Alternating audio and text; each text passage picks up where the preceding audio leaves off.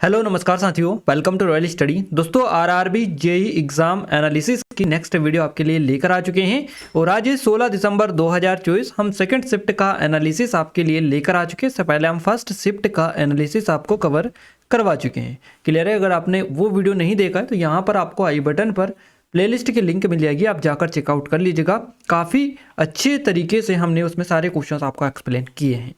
और अगर आप चाहते हैं इन वीडियोस की आपको प्रॉपर तरीके से पीडीएफ भी मिलती रहे तो एप्लीकेशन को डाउनलोड कर लीजिएगा, टेलीग्राम चैनल ग्रुप को ज्वाइन कर लीजिएगा, दोनों की लिंक आपको डिस्क्रिप्शन में मिल जाएगी। और गाइस चैनल को सब्सक्राइब नहीं किया कर लीजिएगा, वीडियो को लाइक भी आप कर दीजिएगा। तो चलिए स्टार्ट करते हैं सेकेंड शिफ्ट की हमारी इस वीडियो को। सेकेंड शिफ्ट की ऑल क्वेश्चंस हम इस वीडियो में कवर करेंगे। काफ़ी हद तक हमें जो क्वेश्चन आए मिल चुके हैं। तो सेकेंड शिफ्ट का जो पहला क्वेश्चन है ये आज आपकी स्क्रीन पर आ चुका है। फर्स्ट क्वेश्चन है हमारा, SCO शिखर सम्मेलन 2024 कहाँ आयोजित हुआ? तो ये जो आयोजित हुआ है ये इस्लामाबाद पाकिस्तान में हुआ है। आपको ऑप्शंस मिला था तो बिल्कुल आपका करेक्ट आंसर रहेगा इस्लामाबाद पाकिस्तान, आपका ऑप्शन में दे रखा था। SCO शिखर सम्मेलन है ना। तो इसका जो फुल फॉर्म है ये है संघाई सहयोग संगठन। याद रखिएगा SCO का फुल फॉर्म है संघाई सहयोग संगठन। SCO इस्लामाबाद शिखर सम्मेलन था ये 2024 में जो कि आयोजित किया गया। तो संघाई सहयोग संगठन के शासनाध्यक्षों यानी CHG की 23वीं वार्षिक परिषद थी ये, जो कि 15 से 16 अक्टूबर 2024 के बीच में इस्लामाबाद पाकिस्तान में आयोजित की गई थी। शिखर सम्मेलन जो है इसमें निम्नलिखित SCO सदस्य देशों, पर्यवेक्षक देश और मेहमानों ने भाग लिया। भारतीय विदेश मंत्री S जयशंकर ने अपने समकक्ष पाकिस्तानी उप प्रधानमंत्री इसाक डार और पाकिस्तान के लोगों को उनके गर्मजोशी भरे स्वागत के लिए धन्यवाद भी इसमें दिया था। तो आपको ये याद रखना है, काफ़ी ज़्यादा इंपॉर्टेंट है। आगे बढ़े अगले क्वेश्चन की ओर, उससे पहले थोड़ी सी अपडेट दे दें। ये हमारी RPF कांस्टेबल के लिए स्पेशल टेस्ट सीरीज जो ओनली 79 रुपीज़ में मिल रही है। लिमिटेड टाइम है, अगर अभी तक इनरोल नहीं किया तो गोल्डन अपॉर्चुनिटी आप सभी लोगों के लिए। 500 से अधिक टेस्ट इसमें मिलेंगे आपको। इसके अलावा ई book, notes, PDF, study material, काफ़ी सारी चीज़ें मिल रही है। तो लेटेस्ट पैटर्न पर बेस्ड है ये पूरी की पूरी। ये नंबर है, कोई डाउट है कुछ फिर तो कांटेक्ट भी कर सकते हैं, डिस्क्रिप्शन में लिंक है, आप पेड कोर्स में जाकर चेकआउट कर लीजिएगा। इसके अलावा हमारी SSC GD के लिए भी स्पेशल है, तो अगर अभी तक आपने इनरोल नहीं किया तो डिस्क्रिप्शन में लिंक है, जाकर चेकआउट कर लीजिएगा। देखिए गाइस, हमारा सेकंड क्वेश्चन जो है ये है, भारतीय संविधान का कौन सा जो अनुच्छेद है ये भाषाई अल्पसंख्यकों के लिए विशेष अधिकारी प्रदान करता है? तो विशेष अधिकार जो प्रदान करता है ये आर्टिकल है आर्टिकल 350B 350B। ये जो अनुच्छेद है ये भाषाई अल्पसंख्यकों के लिए विशेष अधिकार प्रदान करता है। तो संविधान के अनुच्छेद 350B में राष्ट्रपति द्वारा भाषाई अल्पसंख्यकों के लिए एक विशेष अधिकारी की नियुक्ति का प्रावधान है। तो एक विशेष अधिकारी की नियुक्ति इसके तहत की जाती है। इस अधिकारी को भाषाई अल्पसंख्यकों के राष्ट्रीय आयुक्त के रूप में जाना जाता है और विशेष अधिकारी की जिम्मेदारी संविधान के तहत भाषाई अल्पसंख्यकों के लिए प्रदान किए गए सुरक्षा उपायों से संबंधित है। सभी मामलों की जांच करना और राष्ट्रपति को रिपोर्ट करना है। राष्ट्रपति प्रतिवेदन को संसद के समक्ष रखेंगे। इस तरह से बेसिकली ये जो है आर्टिकल 350B के तहत ये चीज़ें की गई हैं। तो आप याद रखिएगा। अगले क्वेश्चन की ओर आगे बढ़ते हैं। अगला क्वेश्चन है हमारा, 2019-20 के दौरान भारत में के कुल व्यापार में कपड़ा और परिधान के व्यापार की हिस्सेदारी जो थी कि कितना परसेंट थी? 5.38% आपका करेक्ट आंसर रहेगा। अब ऑप्शंस देखकर ही आप क्लिक कर सकते हैं, क्योंकि ऑप्शंस आपके एग्जाम के ऊपर डिपेंड करता है कि किस हिसाब से आपको ऑप्शंस मिले थे। भारत में वस्त्र उद्योग कृषि के बाद रोजगार पैदा करने वाला दूसरा सबसे बड़ा उद्योग है। भारत में वस्त्र उद्योग जो है देश के निर्यात में सबसे बड़ा योगदान देता है। भारत में तकनीकी वस्त्रों का उत्पादन 6ठे नंबर पर होता है और भारत में रेशम का जो उत्पादन है ये दूसरे नंबर पर होता है। तो भारत में हाथ से बुने हुए जो कपड़े हैं इनके मामले में 95% हिस्सेदारी है। तो आपको काफ़ी ज़्यादा इंपॉर्टेंट है, याद रखना है 95% हाथ से बुने हुए कपड़े के मामले में हिस्सेदारी भारत रखता है। अगला क्वेश्चन है, बिहार को बौद्ध धर्म में क्या कहा जाता है? बिहार को बौद्ध धर्म में बौद्ध मठ या फिर बौद्ध विहार, दोनों में से एक ऑप्शन आपको मिला था, क्लिक करना है। बिहार जो है बौद्ध धर्म की जन्मस्थली माना जाता है, इसे बौद्ध विहार भी कहा जाता है। क्लियर है? बिहार का जो नाम है विहार शब्द से आया है या बना है। संस्कृत में इसका मतलब होता है रहने की जगह या फिर घूमने की जगह, विहार है ना। बिहार में कई प्रसिद्ध बौद्ध मठ और विहार थे, जैसे कि नालंदा, विक्रमशिला और औदंतपुरी। तो बिहार में बौद्ध धर्म से जुड़े कई ऐतिहासिक स्थल है, जैसे कि बोध गया, राजगृह और वैशाली। इसी तरह से आपको याद रखना है इस क्वेश्चन को। बोध गया में स्थित महाबोधि मंदिर बौद्ध धर्म के सबसे पवित्र स्थलों में से एक है। ये जो मंदिर है उसी जगह पर है जहाँ गौतम बुद्ध को ज्ञान की प्राप्ति हुई थी। तो आपको पॉइंट नोट डाउन कर लेना है, गौतम बुद्ध को ज्ञान की प्राप्ति कहाँ पर हुई थी, क्योंकि रिलेटेड क्वेश्चन आपकी एग्जाम में लगातार पूछे जा रहे हैं। चलिए अगला क्वेश्चन है मोलासेस बेसिन किस राज्य में पाया जाता है? तो ये मिजोरम में पाया जाता है। मोलासेस बेसिन इसका नाम है और ये मिजोरम में पाया जाता है। मोलासेस बेसिन मिजोरम राज्य में पाया जाता है। इसे सीरा बेसिन के नाम से भी जाना जाता है और ये जो है असंगठित जमाओं से बना है। अपने पहाड़ी भूगोल के साथ इसमें कई अंतररीप बेसिन हैं जो पहाड़ों के समानांतर चलने वाली घाटी प्रकार की अवसाद है। और भूविज्ञान जो है इसमें मोलासेस बेसिन इस नाम का जो इस्तेमाल है अल्पस के उत्तर में पाए जाने वाला जो सिनोरोजेनिक अंतर्द्वीप बेसिन है इसके लिए भी किया जाता है। तो आपको ये पॉइंट भी समझ लेना है थोड़ा सा। अगला क्वेश्चन है हमारा, शुद्ध जल का पीएच मान क्या होता है या कितना होता है? 7 आपका करेक्ट आंसर रहेगा। शुद्ध जो जल है ना, शुद्ध जल का पीएच मान 25 डिग्री सेल्सियस पर 7 होता है। ये जो मान तटस्थ होता है, यानी ना तो अम्लीय होता है ना ही ये क्षारीय होता है, यानी कि एकदम बीच बीच का होता है। पीएच मान किसी भी विलयन की अम्लता या क्षारीयता को मापता है ना। ज़्यादा होता है तो क्षारीय और कम होता है तो अम्लीय, इस तरह से बेसिकली ये होता है। तो पीएच मान जो है 0 से 14 तक होता है। शुद्ध पानी में हाइड्रोजन आयन H+ और हाइड्रोक्सिल आयन OH- की सांद्रता समान होती है, इसलिए पीएच जो मान है ये 7 इसका होता है शुद्ध जल का। अगला क्वेश्चन है ओम का नियम से रिलेटेड क्वेश्चन बना। ये एग्जैक्ट तो नहीं मिल पाया कि क्या पूरा क्वेश्चन था ओम के नियम से। जहां तक होगा ओम के नियम की डेफिनेशन होगी या फिर ये सूत्र होगा V = RI वाला, है ना। तो ओम का जो नियम है ये क्या कहता है? ये कहता है कि स्थिर तापमान पर एक प्रतिरोध के माध्यम से प्रवाहित होने वाली धाराएं, है ना, इसके छोरों के पार विभव अंतर के समान अनुपातिक होती है। तो ये समझ लेना है आपको, स्थिर तापमान पर एक प्रतिरोध के माध्यम से प्रवाहित होने वाली धारा इसके छोरों के पार विभव अंतर के समान अनुपातिक होती है। V = RI, जहां पर V जो है ये विभव अंतर है, R प्रतिरोध है और I जो है ये प्रवाहित धारा है ना। तो ये समझ लेना है, विभव अंतर बराबर हो जाएगा प्रतिरोध इंटू प्रवाहित धारा, इस तरह से ये रहेगा। ओमिक प्रतिरोध की अगर अपन बात करें तो ओम के नियम का अनुसरण करने वाले प्रतिरोध को ओमिक प्रतिरोध कहा जाता है। अगर डेफिनेशन पूछे जाए आसानी से बता दीजिएगा। अगर क्वेश्चन में इस तरह से क्वेश्चन दिया जाए कि ओम के नियम का अनुसरण करने वाले प्रतिरोध को क्या कहा जाता है, तो ओमिक प्रतिरोध इसको बोला जाता है। सभी जो प्रतिरोध है ये ओम के नियम का पालन नहीं करते हैं, ये भी आपको पता होना चाहिए। अगला क्वेश्चन है हमारा, आर्टिकल 21 किससे संबंधित है? गाइस हर एग्जाम में आर्टिकल से रिलेटेड क्वेश्चन बनते हैं। आंख बंद करके किसी भी एग्जाम की आप तैयारी कर रहे हैं भारत में, ये आर्टिकल वाला जो टॉपिक है, कुछ ऐसे टॉपिक्स है आर्टिकल, है ना, संविधान वगैरह, इनको तो आप पहली फुर्सत में निपटा ही लीजिएगा, है ना। कोई कैसे भी क्वेश्चन बने, क्योंकि सबसे पहला काम आपको यही करना है। ये टॉपिक ऐसी एक सिंगल एग्जाम नहीं होती पूरे भारत में जहाँ पर इनसे क्वेश्चन ना बने, है ना। तो ये सबसे पहली फुर्सत में आपने निपटाइएगा अगर आपने इनको स्किप किया हुआ है तो। बाकी मुझे बताइए आप सभी ने इनको पहले ही प्रिपेयर किया होगा, क्योंकि आप इतनी टाइम से तैयारी कर रहे हैं, तो आपका पहला काम तो यही बनता है ना। ये स्टैटिक से रिलेटेड है तो पहला आपका यही से क्वेश्चन लाजमी है कि बनता है। तो आर्टिकल 21 किससे संबंधित है? जीवन और व्यक्तिगत स्वतंत्रता से ये जुड़े हुए हैं या जीवन और व्यक्तिगत आज़ादी से। तो भारतीय संविधान का जो आर्टिकल 21 है ये जीवन और व्यक्तिगत आज़ादी से जुड़ा हुआ है। यह किसी भी व्यक्ति को कानून द्वारा तय प्रक्रिया के तहत ही उसके जीवन या व्यक्तिगत आज़ादी से वंचित करने की बात करता है। ये जो अनुच्छेद है व्यक्तिगत आज़ादी और जीवन के मौलिक अधिकारों से जुड़ा हुआ है। इसे संविधान के सबसे अहम प्रावधानों में से एक माना जाता है। आर्टिकल 21 को काफ़ी ज़्यादा इंपॉर्टेंट है। नेक्स्ट क्वेश्चन है हमारा, निम्नलिखित में से कौन संयोजन अभिक्रिया का उदाहरण है? तो 2Mg ब्रैकेट में S + O2, है ना, G अभिक्रिया कर रहे हैं 2, तो ये 2MgO ब्रैकेट में S, है ना। तो ये याद रखना है, अभिक्रिया का उदाहरण है संयोजन अभिक्रिया का वह अभिक्रिया जिसमें 2 या 2 से अधिक अभिकारक मिलकर एक उत्पाद बनाते हैं, संयोजन अभिक्रिया ये कहलाती है। काफ़ी ज़्यादा ईजी है और काफ़ी ज़्यादा आसान भी है। वहाँ अभिक्रिया जिसमें 2 या 2 से अधिक अभिकारक मिलकर एक नया उत्पाद बनाते हैं या एक उत्पाद बनाते हैं, उसको बोला जाता है संयोजन अभिक्रिया। तो ये 2 उत्पाद है, 2 अभिकारक हैं, एक है 2MgS और एक है आपका O2G, है ना। तो ये प्लस हो रहा है, यानी कि 2 अभिकारक जो है ये मिलकर क्या बना रहा है, एक उत्पाद बना रहे हैं। ये क्या बना रहा है, अभिक्रिया कर रहे हैं, तो ये बन रहा है 2MgOS, है ना। तो ये बन रहा है, आपको याद रखना है, काफ़ी ज़्यादा इंपॉर्टेंट भी है और आपकी एग्जाम पॉइंट ऑफ से आप देख लीजिएगा।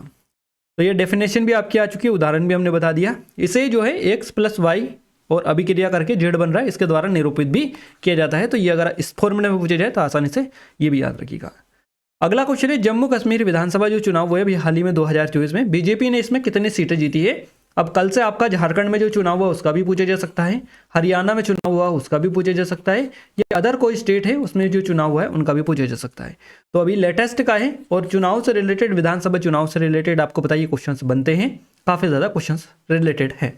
तो आपको याद रखना है करंट अफेयर जो क्वेश्चंस बन रहे हैं ये अभी लेटेस्ट के ही बन रहे हैं। जैसे कि अभी ये जो SCO शिखर सम्मेलन 2024 अक्टूबर में हुआ इसका पूछ लिया, तो अभी लेटेस्ट का करंट अफेयर ज़्यादा बन रहा है। थोड़ा सा पुराना भी पूछा जा रहा है पर ज़्यादातर लेटेस्ट पर ज़्यादा फोकस है इनका। तो आप थोड़ा सा अगर एग्ज़ाम है 1-2 दिन में आपका, तो आप जो है अभी कल ही एग्ज़ाम है अगर आपका, तो देखिए 16, 17, 18 3 दिन एग्ज़ाम है। तो अगर 1-2 दिन में एग्ज़ाम है आपका तो इन करंट अफेयर को निपटा लीजिएगा आप सबसे लेटेस्ट वाले को। अक्टूबर, सितंबर, अक्टूबर, अगर जून, जुलाई, अगस्त, सितंबर, अक्टूबर, इनको आप एक नज़र पढ़ लीजिएगा, देख लीजिएगा जो इंपॉर्टेंट लेवल के हैं, है ना। इसमें आपसे आप बीजेपी की पूछिए, हो सकता है कांग्रेस की पूछ ले या CP की पूछ ले, जिसने मेजोरिटी हासिल है नेशनल कॉन्फ्रेंस NC की, है ना। इसकी पूछ ले कि कितनी सीटें हासिल की हैं, कौन किस पार्टी का जो है मुख्यमंत्री बना है, कैसे भी क्वेश्चंस करके पूछा जा सकता है। तो थोड़ा सा डिटेल में पढ़े, कोशिश ये रहे कि जो भी पढ़े चीज़ें वन लाइनर फॉर्मेट में पढ़ने के साथ साथ डिटेल भी थोड़ी सी कवर करते रहें, ताकि आपको जो है ज़्यादा चीज़ें वहाँ पर पता चले। ठीक है, अगर वन लाइनर पढ़ लेंगे तो उससे आपका काम चल जाएगा, बट जो करंट अफेयर है वो थोड़ा सा आपको क्या करना है, थोड़ा सा डिटेल में इसका पढ़ लेना है, ताकि एग्जैक्ट जो क्वेश्चंस बने उससे रिलेटेड भी पूछे जाए तो आप बता सकें, है ना। तो पूरी डिटेल भी आपको पता होनी चाहिए। चलिए, तो इसका जो करेक्ट आंसर है 29 सीटें करेक्ट आंसर रहेगा। जम्मू कश्मीर विधानसभा जो चुनाव हुआ 2024 में बीजेपी ने इसमें 29 सीटें 29 सीटें प्राप्त की हैं या जीती है। जम्मू कश्मीर विधानसभा चुनाव में भाजपा बीजेपी 29 सीटें जीतकर दूसरी सबसे बड़ी पार्टी बनकर उभरी है। इस तरह उसने 2014 के चुनाव में मिली 25 सीटों के अपने सर्वकालिक और उच्चतम आंकड़े में सुधार किया है, यानी कि रिकॉर्ड इसने ही तोड़ दिया है ना। तो 29 सीटें अब जीती है। पहले जो चुनाव हुआ था 14 में, उसमें 25 सीटों का रिकॉर्ड था इसके नाम पर। तो याद रखना है, नेशनल कॉन्फ्रेंस और कांग्रेस के बीच चुनाव से पूर्व गठबंधन हुआ था। 48 सीटें हासिल करके बहुमत का आंकड़ा जो है पार कर लिया इसने, और इसमें से क्षेत्रीय दल को 42 सीट का बड़ा जो हिस्सा है ये मिला है। फारूक अब्दुल्ला की नेशनल कॉन्फ्रेंस जो है 42 सीटें जीतकर सबसे बड़ी पार्टी जो है बनकर उभरी है। तो आपको याद रखना है, काफ़ी ज़्यादा इंपॉर्टेंट भी है। और फारूक अब्दुल्ला जो है ये इनके बारे में स्ट्रेस करके आपको याद रखना है। अगले बात करते हैं नेक्स्ट क्वेश्चन की। अगला है सबसे अधिक सक्रिय तत्व कौन सा है, तो फ्लोरीन हो जाएगा, है ना। मोस्ट रिएक्टेड जो एलिमेंट है, इससे क्वेश्चन बना है फ्लोरीन।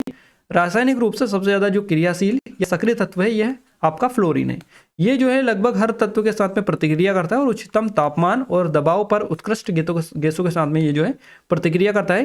फ्लोरीन में 7 वैलेंस इलेक्ट्रॉन होते हैं। आगे बढ़े उससे पहले थोड़ी सी और अपडेट देते हैं। ये हमारी RPF कांस्टेबल के लिए स्पेशल टेस्ट सीरीज है, सिर्फ 79 रुपीज़ में दी जा रही है, लिमिटेड टाइम है। अगर अभी तक इनरोल नहीं किया तो गोल्डन अपॉर्चुनिटी है। लेटेस्ट पैटर्न पर बेस्ड है। नंबर है, कोई डाउट है, कुछ क्वेरीज है तो कॉन्टैक्ट कर सकते हैं, डिस्क्रिप्शन में लिंक है। पेड कोर्स में जाकर चेक कर लीजिए, सबसे कम प्राइस है और एज इट इज़ आपको पूरा का पूरा कंटेंट एक जगह व्यवस्थित रूप से मिल जाएगा। ये SSC DD की ये भी आपको 79 में दी जा रही है, लिमिटेड टाइम है। अगर अभी तक इनरोल नहीं किया है कर लीजिएगा। डेमो जरूर से एक बार चेकआउट कर ले आप सभी लोग, पैटर्न के साथ में लेटेस्ट है पूरा का पूरा। 500 से अधिक टेस्ट मिलेंगे आपको। 2025 की स्पेशल टेस्ट सीरीज है, ये नंबर है। और ये हमारी MPSI के लिए स्पेशल है, मध्य प्रदेश सब इंस्पेक्टर के लिए। अगर और भी कोई टेस्ट सीरीज अगर आप चाहते हैं तो आपको कमेंट में कमेंट करके बता देना है ना। सबसे किफ़ायती जो है हम टेस्ट सीरीज आपको देते हैं और आपको सबसे बढ़िया कंटेंट, और इतना ज़्यादा कंटेंट कहीं भी आपको नहीं मिलता है। तो एक बार जाकर जरूर से चेकआउट करें। जिन लोगों ने ले रखी है वो उनका फीडबैक भी जरूर से सेंड कर दीजिएगा। चलिए, अगला क्वेश्चन है हमारा IPL 17 का। देखिए, IPL का जो 17वां सीजन है किसने जीता? कोलकाता नाइट राइडर्स के द्वारा जो है ये सीजन जीता गया। कोलकाता नाइट राइडर्स ने सनराइजर जो हैदराबाद है इसको 8 विकेट से हराकर IPL का जो 17वां सीजन का खिताब है ये अपने नाम कर लिया है, जीत लिया है। तो याद रखना है, IPL का 17वां जो सीजन जीता है कोलकाता KN नाइट, है ना, नाइट और Riders KNR, Kolkata night Riders के द्वारा ये जीता गया है। कोलकाता की टीम 10 साल बाद IPL चैंपियन बनी है। इंडियन प्रीमियर लीग 2024 के उद्घाटन मैच में चेन्नई के MAY चिदम्बरम स्टेडियम है, इसमें चेन्नई सुपर किंग्स और रॉयल चैलेंजर्स बेंगलोर RCB के बीच में जो है टीमें आमने सामने हुई थी RCB की। तो यहाँ पर आपके ये क्वेश्चन जो है अभी CGL में आई थिंक ये बना था कि जो 2024 IPL का जो उद्घाटन मैच था, यह पहला जो मैच था ये किस स्टेडियम में खेला गया था और फाइनल किस स्टेडियम में खेला गया था। तो इस तरह से क्वेश्चंस बन रहे हैं। इसके अलावा WPL वाला भी काफ़ी ज़्यादा पूछा गया, हर शिफ्ट में क्वेश्चंस बनाए हैं WPL से। तो WPL वुमेन प्रीमियर लीग, इससे भी क्वेश्चन याद रखिएगा, जितने भी बन सकते हैं। और ये IPL इंडियन प्रीमियर लीग, ये भी याद रखिएगा। दोनों आप याद रखिएगा क्योंकि क्वेश्चंस इनसे बनने वाले हैं, आगे भी बनेंगे अब अगर क्वेश्चंस बनाए तो। चलिए, एक बुक्स पूछी गई 2019 की, कोई सी बुक्स थी, तो उसके राइटर पूछा गया कि लेखक कौन है। एक ऑप्शन अरुंधति राय था, दूसरा और तीसरा चौथा ऑप्शन हमें नहीं मिला है, एक ही ऑप्शन हमें मिला है। तो आप देख लीजिएगा, जो बुक्स थी वो इस टाइप से पूछी है, जो यहाँ पर लेखक का नाम है उसके अकॉर्डिंग आप जो है थोड़ा सा ध्यान दे लीजिएगा और पढ़ लीजिएगा कि किस टाइप के क्वेश्चंस आपको प्रिपेयर करना है, किस टाइप के आपको बुक्स पढ़नी है ना। इससे काफ़ी हद तक आपको आइडिया लगेगा। एक राइटर का नाम अगर हमने बता दिया तो, नहीं बताते तो फिर आप ऐसे ही आइडिया ही नहीं लगता आपको कि कैसे याद करें। चलिए, अगला क्वेश्चन है हमारा, 2 या 2 से अधिक राज्यों के लिए एक ही उच्चतम न्यायालय या उच्च न्यायालय स्थापित करने का अधिकार किस अधिनियम के तहत मिला था। 2 या 2 से अधिक राज्यों के लिए एक ही उच्च न्यायालय स्थापित करने का जो अधिकार मिला था, ये 7वां संशोधन हुआ था संविधान में। 7वां संशोधन अधिनियम था 1956 का, इसके तहत मिला था। 2 या 2 से अधिक राज्यों के लिए एक ही उच्च न्यायालय स्थापित करने का अधिकार संसद को 1956 के 7वें संशोधन अधिनियम के तहत मिला था। इस संशोधन के तहत संसद 2 या 2 से अधिक राज्यों या 2 या 2 से अधिक राज्यों केंद्र शासित प्रदेशों के लिए एक साझा उच्च न्यायालय स्थापित कर सकती हैं। ये 1956 के अधिनियम या संशोधन का जो था, ये इसके तहत मिला था। अगला जो क्वेश्चन है कुछ इस तरीके से, P बराबर VI है ना, P बराबर VI, और ये इस तरह से क्वेश्चन हमें मिला था। तो देखिए यहाँ पर सूत्र है ये P बराबर VI, इसका उपयोग सर्किट में विद्युत शक्ति की गणना करने के लिए किया जाता है, P बराबर VI का। तो P यानी कि होता है विद्युत शक्ति है ना, V यानी सर्किट में संभावित अंतर, और जो I जो है ये विद्युत धारा होती है। तो विद्युत शक्ति की SI इकाई वोल्ट या वोल्ट मीटर होती है, एम्पियर, वोल्ट एम्पियर। याद रखिएगा, विद्युत शक्ति, सर्किट में संभावित अंतर, और ये होती है विद्युत धारा, है ना। तो इस तरह से आप याद रख सकते हैं, काफ़ी ज़्यादा इंपॉर्टेंट भी है और आपके एग्जाम में इस तरह के क्वेश्चंस बन रहे हैं। नेक्स्ट जो क्वेश्चन बनाए इस तरह से बनाए, H बराबर I² RT, इससे क्या मतलब है। तो समीकरण H बराबर I² RT का मतलब है कि यहाँ विद्युत ऊर्जा, हीट एनर्जी को दर्शाने वाला समीकरण है, जिसे जूल का नियम, जूल्स लॉ ऑफ हीटिंग कहा जाता है ना। जूल्स लॉ ऑफ हीटिंग इसको बोला जाता है, H बराबर I² RT, है ना। तो जिसमें H का मतलब क्या है, उत्पन्न की गई गर्मी, हीट एनर्जी जो जूल में मापी जाती है। तो ये H यानी हीट होता है, उच्चतम उत्पन्न की गई गर्मी यानी कि हीट, SH से आप डिनोट यहाँ पर कर सकते हैं, आसानी याद रखिएगा।